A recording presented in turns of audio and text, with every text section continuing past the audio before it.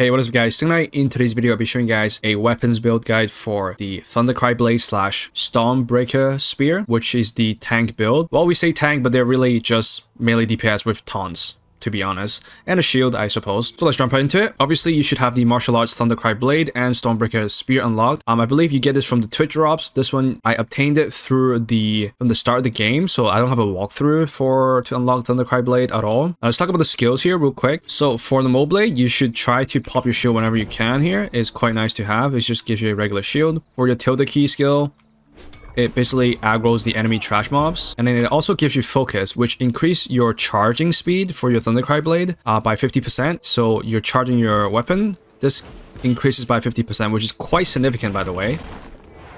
You can do this a lot quicker. For the spear, you have your Q here, which is a damage reduction, so you take 20% less damage, as well as a taunt for any enemies you hit. It could be useful for trash mobs. Now your tilde key here, this is used for mostly single target. It makes the enemy vulnerable for 8 seconds and makes them take 10% more damage overall. And also, you can knock down bosses or enemies with this skill on the second hit of it. You just knock them down. So that's quite useful to interrupt bosses and whatnot. Now, one thing to keep in mind that you see on the bottom right, you have little shields. Those are your class resources.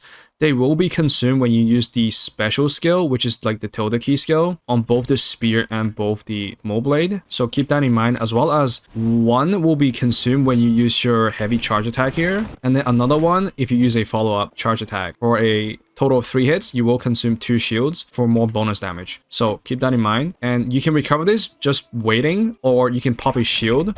This will make it so that you recover the resource quicker. So let's talk about the inner ways. So first of all, you want morale chance. It gives you a flat 5% damage boost basically throughout the whole fight. It's quite useful to have. And next, you want adaptive steel. Reason being, this increases your Mo blade attack critical damage by 20% when you charge your skills, or your parry counter skills by 20%, which has a great synergy with the exquisite scenery. Meaning, if you use your defense skill, not parry, but when you use your defense slash block, which is your R&B on PC, if the enemy hits you, you can then press F quickly to do a double charge combo. So I'm going to show you how this exquisite scenery works. So I'm going to walk up to this random mob here. I'm going to hold my defense here, not my parry. You can see there's an F key pop up, and then it does like a charge attack right there. And it's really quick and easy damage. You don't have to charge up at all. And you can do that every 10 seconds. And then there's also Battle Anthem, which just increases your charge skills damage against all bosses by 10%. Now for the Mystic skill, I'm going to go over it real quick. I like Dragon's Breath. You can use it quickly. You can cancel it with your parry like this. No, Fire Breath. You can hit a boss once and then right click. Not right click, I mean parry. And then you cancel the animation straight away. And that gives like the boss a damage over time burn. And that's like really the only one I use for the time being that I find useful. And then the other ones are Meridian Touch, which is useful for countering the boss's gold attack sometimes, depending on what boss. And then Cloud Steps, really useful for gap closing to the boss from really far away. I also have Gold Spine, which is mostly used for trash mobs. It's quite useful for trash mobs. So in terms of what kind of gear you should go for, I recommend the Rain Whisper set. Combine this with the Moon Flare set, which synergizes with the tank build quite nicely. Okay guys, now I'm going to be showing you guys like the AoE trash rotation I like to use. We're going to be starting off with the spear here. So you want to use your Q first for a damage reduction buff. And then you want to press tilde key once. If you press it one more time, it's going to go off very easily. So you might end up using all your stamina or your class resource. So now I want to press Q here for a damage shield. And then you want to use the tilde key to suck them all in. And then you want to use your left click, hold your light attack charge for a AoE cleave. And then that's really it. That's basically it. Now, alternatively, you can just say screw that combo stuff. Just go in as a Mo blade and use a shield. Pop your shield here. And then you can just block it and use your F for the instant counter parry. And then really to keep things simple, you can quite literally just pop your shield, hold your left click charge. You can move around when you're heavy charging. And then just swing this bad boy. And then there you go. No complication at all needed. You don't need to go to your spear form or anything. I can actually suck them all in here. Right, and then just charge the light attack.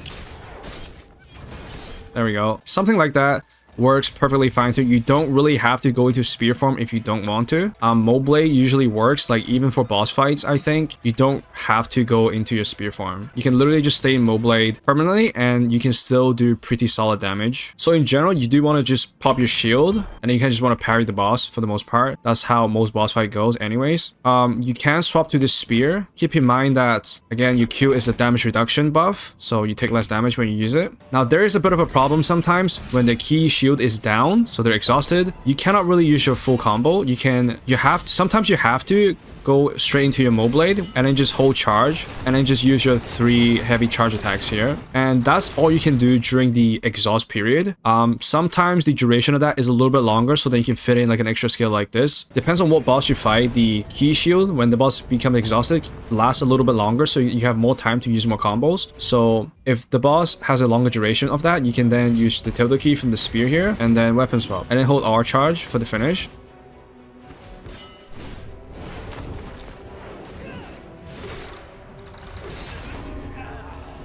If you're somehow stuck in your Mold Blade form and the boss has just went down, became exhausted with the F key showing up, then you can just go straight into the tilde key here to suck for the focus. The focus increases your charge speed by 50%, so this comes a little quicker. So you can do this if the boss have a long duration of exhaust. But sometimes that is not possible, then you just have to use the charge skill straight away without using anything else, like this.